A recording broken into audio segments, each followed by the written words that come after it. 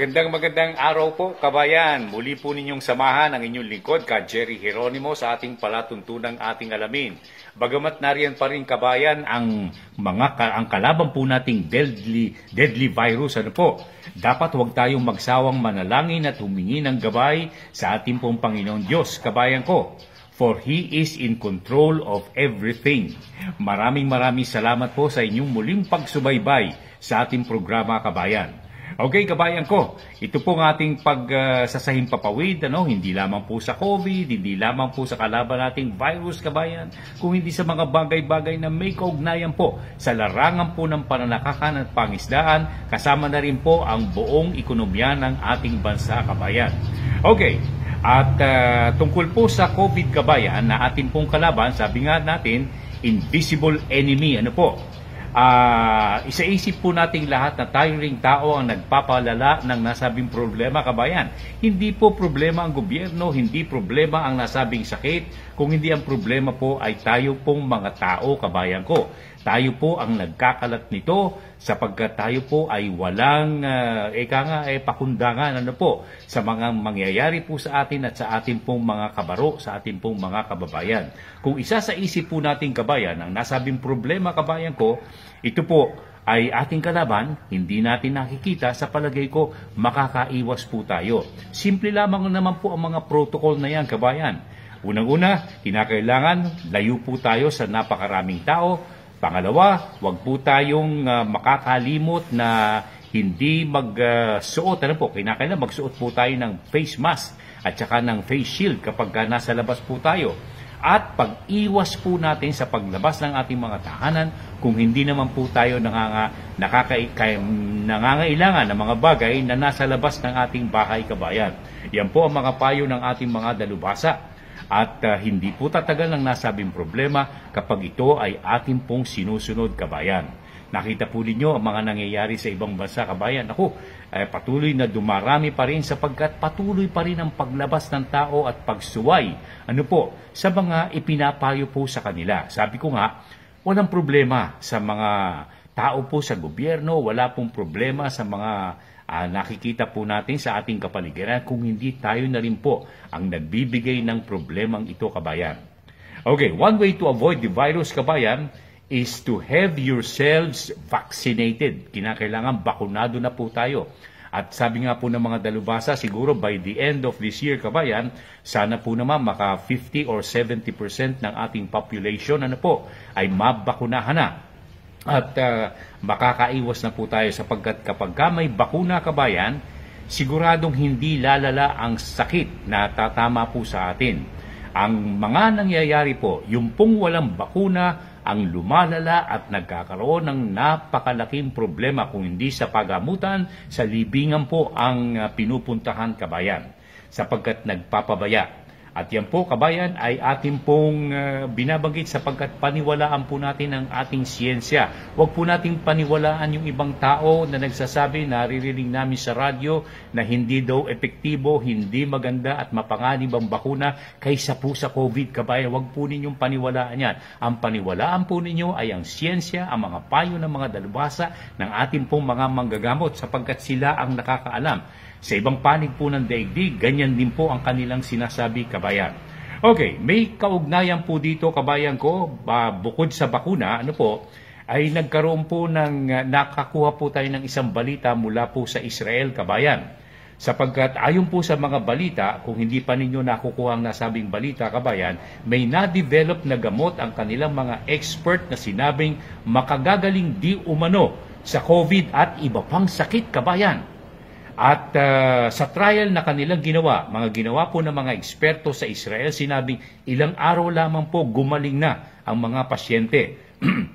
Dagdag na mga expert, kabayan, na kanilang ipagpapatuloy ang nasabing pagsubok at kung okay na, ito'y pararamihin at murang ipagbibili at ipararating sa buong mundo, kabayan. Napakaganda ng nasabing balita, kabayan. Sana po naman magtagumpay po sa inyo. Alam po ninyo, sa Israel, wala na silang mga restriction. Okay na ang takbo ng kanilang kabuhayan at sila po ay hindi na nangingilag gaano sapagkat halos lahat po ay may bakuna na at mayroon pa silang gamot na kanilang natuklasan.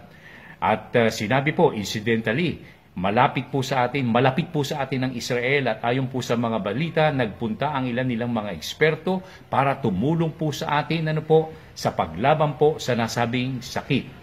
At nakatutuwa po yung ating pong mga nakukuha mga balita. At isa pang magandang balita, kabayan, dagsana po ang bakuna na dumarating sa ating bansa mula po sa China, mula sa Europa, mula po sa Amerika. At ito po ay binili ng ating gobyerno, binili ng pribadong sektor, at yung iba naman ay donation po ng iba't ibang mga bansang nagbibigay ng pansin sa problema po sa nasabing sakit. Millions of vaccines have been arriving lately dito po sa ating bansa, kabayan. At sabi nga po, at nabanggit natin, sana po ay mabakunahan na ang maraming Pilipino pagdating po ng pagtatapos ng taong ito. We have to fight off this disease, kabayan. Kasama na ang mga kaikibat na iba't ibang mga variant na pumapasok po sa ating bansa.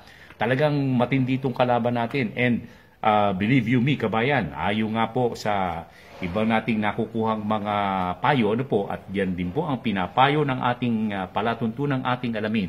Sana magkaisa na po tayong mga Pilipino. Iwaksin na po natin yung mga issue pansamantala, iwaksi po natin ang politika, magkaisa-isa tayo laban po sa isang invisible enemy na nakaharap po sa atin.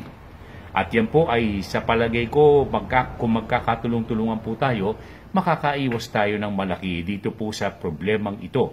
Sana po naman sa mga darating na taon, ito po naman ay magkaroon na ng kaayusan sa ating bansa.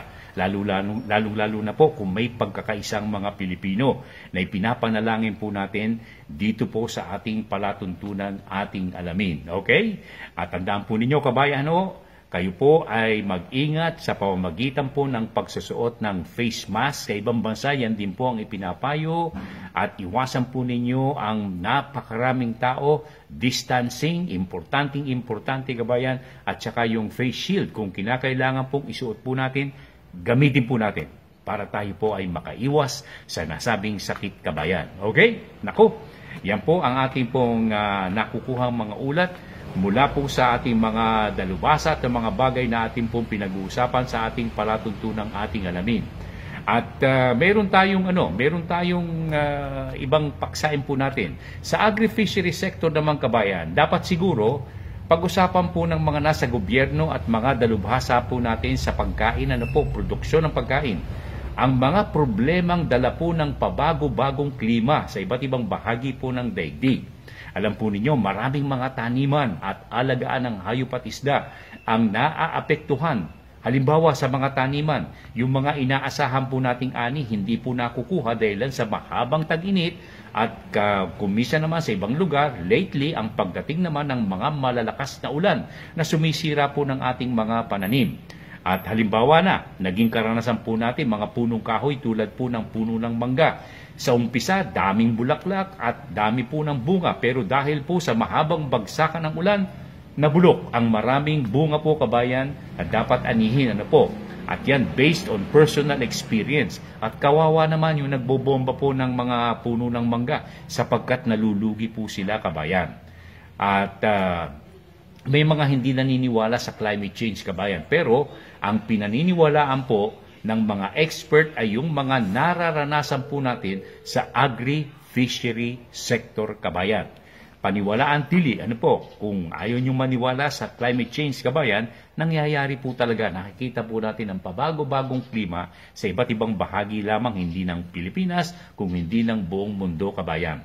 Nagugulo po ang marami kapag hindi nakukuha ang mga dapat na makuhang produkto sa kanilang mga taniman at sa kanilang mga alagaan po ng hayop at isda. Huwag na po nating hintayin, hindi na tayo bentahan po ng mga produktong galing sa ibang bansa. Ang payo nga natin, ang palatuntunan ng ating alamin, sapagkat alam nyo, kabayan, may mga balita po na sila po ay nagbabalak-balak na i-concentrate po ang kanilang produksyon sa pangangailangan ng kanilang sambayanan. Kaya ito po, kabayan ko, we should not rely so much on importation of goods, lalong-lalo na po ang mga food commodities, kabayan. Dito po natin kunin sa ating bansa.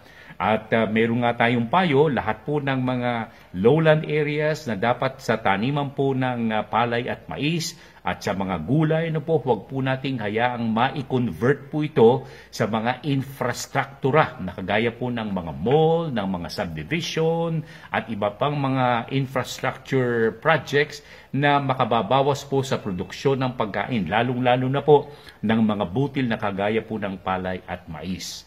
Okay, kabayan, yan po ay mga payong kapatid ng ating palatuntunang ating alamin. Okay, dumako naman po tayo sa ating pong gardening sapagkat itong pinakasentro punto ng ating pong mga talakayan din sa ating programa. Ang isa pong suggestion ng ating programa at hindi mahirap itanim ay ang mani o peanuts. Na kung napanood po ninyo ang ating programa, may mga tinuklas po sila sa ibang bahagi po ng East Luzon, Northeast Luzon, sa Cagayan Valley, sa Isabela, sa Nueva Vizcaya, ng iba't ibang uri po ng mani na pwedeng itanim at madaling tumubo, kabayan. Alam po ninyo, sa mga karanasan po natin, sapagkat nakapagtanim po tayo ng mais, ng mani, nagtatanim po kami niyan. Hindi gaanong kailangan ng chemical na abono sapagkat basta't okay ang lupa po ninyo. Dapat buhaghag o sandy loamy ang lupa at saka may mga natural na abono nakagaya ng compost, na mga dumi ng hayop na makukuha po ninyo, manokman, baka, kalabaw, baboy, kabayan, kapag ito'y pinatuyo po ninyo, makatutulong ng malaki. At yung compost material, nga pala ang compost, kabayan, tatalakayin po natin sa ating palatuntunang ating alamin. Alam po ninyo, ang mani o peanuts ay mayaman po sa mga vitamina at mineral. Mataas ang fiber, maganda sa ating sikmura at panunaw. Energy food. Energy food po ang mani. Ako po ay hindi nawawalan ng peanuts sa akin pong hapagkainan. Mayroon po akong peanuts na binibili, kabayan ko, kung hindi man sa tanim. Mas gusto ko po yung native peanuts kaysa po sa mga nabibili sa ibang bansa sapagkat mas malasa. Alam po ninyo, kabayan, karagdagan, ang peanuts po ay mayaman sa protina, fat at fiber. Yung taba po niyan, tinatawag na good fats. Kumbaga sa cholesterol, kabayan, meron ding, ang cholesterol kasi merong good and bad cholesterol, kabayan. Sa bodybuilding na ating pong nararanasan, nagpo-produce po ng good cholesterol at inaalis at kinakalaban ang bad cholesterol. Yan din pong fat na yan na nanggagaling po sa mani, kabayan, nilalabanan po niya ang masamang taba na nakukuha po natin. Okay, balik po tayo sa mani. May magnesium, vitamin E, copper at orginine, kabayan. At yan po ay mayaman po at maganda sa ating katawan. Kailangan nito ang sikat ng araw sa tuwi-tuwi na, kaya after rice sa mga taniman po sa probinsya, okay ang pagtatanim ng mani. Ngayon, sa home garden, kabayan, container lamang po tayo, kabayan, container lang. At yung pong mga malalaking used cans, gamit na lata, paso, kabayan, plastic container at marami pang iba. Basta't medyo malaki-laki po ng konti na pwedeng kumalat po yung bunga sa ilalim, yung laman sa ilalim po ng lupa. Okay, sa pagbili po ng inyong pananim, bili po kayo ng mani na may balat pa. May mga shell po ito, yung may balat pa. Yung native mas okay. Kung wala naman, kahit na po yung imported. Ang gagamitin po ninyo sa pagtatanim ay yung dark brown, ang shell o balat. Huwag yung light and color sapagkat mura pa yon. At mura din po ang butil. Kinakailangan magulang na yung butil. Pag inalis po ninyo ang shell o balat, pili po kayo ng laman o buto, yung pong magandang itsura. Yung medyo matigas na at ilagay po ninyo sa binasang tela o tawil. Ilatag po ninyo doon sa binasa po ninyong tuwalya o kaya tela po ang mga buto. Ilagay po ninyo sa isang container, kahit na po sa isang palanggana. Basain kaunti, kabayan, pwede rin sa bilao. May nagtatanong sa atin, pwede rin po sa bilao. Basain po ninyo ng kaunti, sa tuwi-tuwi na o regularly. Wisik lamang po para mabasa po lang ng konti. Huwag nyo pong ilulubog sa tubig. At in a few days, pag may ugat na, okay na pong itanim ang nasabing pananim na mani, kabayan. Para bang ginagawa po ninyo sa munggo sprouts, kabayan, di ba? Naituro ko po sa inyo, uulitin ko yan, ang pagtatanim po ng toge, nanggagaling po sa munggo, kabayan. Pwede rin po ang soybeans sa paggawa po, produksyon ng toge, kabayan ko. At sa mani, kabayan, pag okay na yung ugat, okay nang itanim sa container na tig-isa lamang po. Sa bawat container, isa lamang po. Tandaan po ninyo, may compost, sandy loamy, meron pong mga dumi ng hayop na pinatuyo na ihahalo po ninyo ng paunti-unti. Sapagkat maganda po yan kapag natural po ang inyong pagtatamnan. Sa container, tig-isang puno lamang po. Kasi dadami po ang laman nito sa ilalim po ng lupa, kabayan. At sa loob ng 3 buwan o kaya ay 90 to 120 days, may laman na po ang nasabing pananim na mani sa ilalim po ng lupa.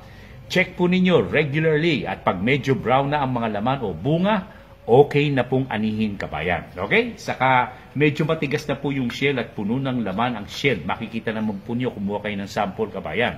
At don't forget, habang kayo po ay naghihintay ng pag-ani, don't forget to water your plants regularly kapag tuyo na po ang lupa. Huwag namang todo ang pagbabasahan po nito, kabayan. Hindi maganda sa mani ang talagang totally na basang-basa.